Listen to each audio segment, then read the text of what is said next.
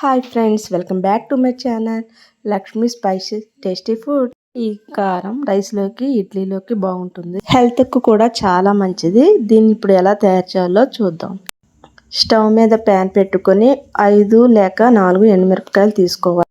ఇది 2 ముక్కల కింద చేసుకుని మనం వేయించుకోవాలండి. ఒక 5 మినిట్స్ ఇలా హై ఫ్లేమ్ మీద వేయించుకోవాలి.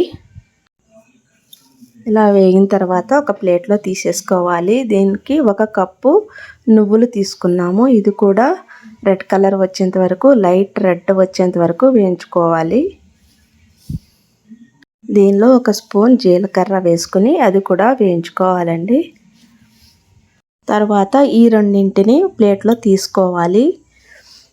దీనిలో 1 స్పూన్ సాల్ట్ వేసుకోవాలి. 5 వెల్లుల్లి రెబ్బలు వేసుకోవాలి.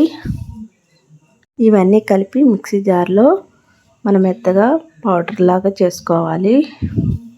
నువ్వులకి ఆల్రెడీ ఆయిల్ లోపల ఉంటుంది కదండి, అలా కొంచెం మెత్తగా వస్తుంది. దీన్ని ఒక బౌల్లో తీసుకోవాలి. ఇది వేడివేడి అన్నంలో 1 స్పూన్ కారం వేసుకుని నెయ్యి వేసుకుని తింటే చాలా బాగుంటుందండి. ఇలా తయారు చేసుకోవాలి.